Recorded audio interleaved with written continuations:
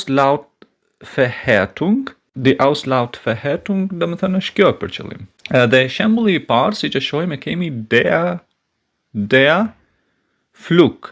Do të thënë shohim që der Flug, fluturimi, është për qëllim fluturimi, natyrisht mbaron me shkronjën G. Mbaron me shkronjën G, por që në fakt shqiptohet si K. Shkronja G pra është e barabartë me K në shqiptim, K. Pra themi der Flug. Der Flug. Dhe natyrisht, kjo nyja der e kemi diskutuar pak a shumë, ndonë se shpresoj të kemi njësi mësimore të veçanta për përcaktimin e nyjes der, die, das e kështu me radhë, dhe kemi thënë që der vendoset përpara atyre fjalëve që janë maskulin, pra në gjinin mashkullore të gramatikës së gjuhës gjermane. Pra, der Flug. Der Flug. Në më thënë, der Flug është për qëllim fluturimi. Tani të shohim ndonjë shembull tjetër, kemi der Tag. Der Tag. Do të thënë nuk themi der Tag G, por do të thënë e shqiptojmë si K. Do të thënë si K e gjuhës sonë shqipe, pra der Tag. Der Tag. Është për qëllim dita. Der Tag. Pastaj një shembull tjetër e kemi der Krieg. Der Krieg. Që është për qëllim lufta. Der Krieg është për qëllim lufta. Pra, në këto raste që jemi duke I përmendur, e shohim se si shkronja G shqiptohet si një K. Pra, themi der Krieg. Der Krieg, që është për qëllim pra lufta. Ndërkohë që të shohim edhe ndonjëherë prej shembujve të tjerë, kemi der Zug. Der Zug.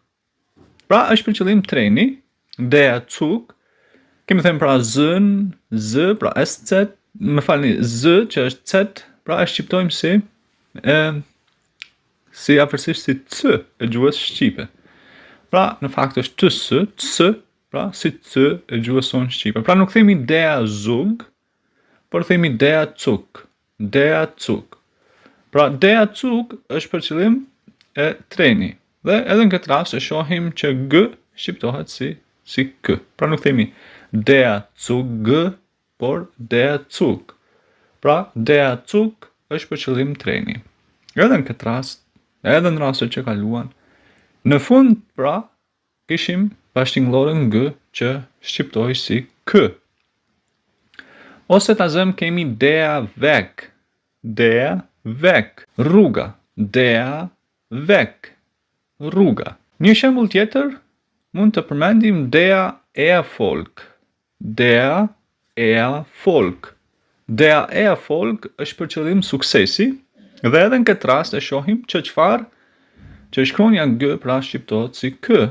Pra, nga që ndodhet në fund të rrokës, në fund të fjalës në këtë rast, që tham die Auslautverhärtung është për qëllim kur I referohemi bashkëtingëllorës në fund të rrokës, pra kur ajo pëson ndryshim, apo në fund të fjalës.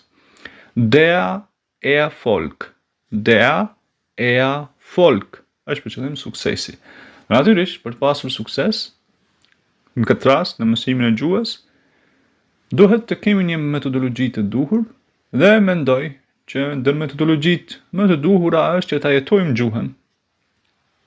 Pra, të ecim dal nga dal, në kuptimin që të dëgjojmë, të flasim atë që dëgjojmë, ta shkruajmë atë që dëgjojmë, e kështu me radhë. Do të thënë ta jetojmë gjuhën, ta praktikojmë atë në jetën e përditshme, edhe në këtë mënyrë, do të thënë, mendoj se arrihet suksesi I të mësuarit gjermanisht, apo ndonjë dije apo ndonjë gjuhë tjetër përveç kësaj.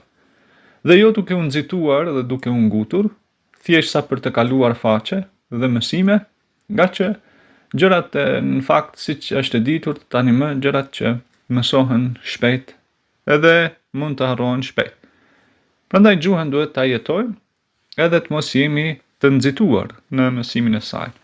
Kam për qëllim domethënë të mos I kalojmë gjërat si thuhet shkeleshko, por të jemi domethënë stabil, të vazhdueshëm dhe të duruar dhe të zellshëm duke e jetuar atë.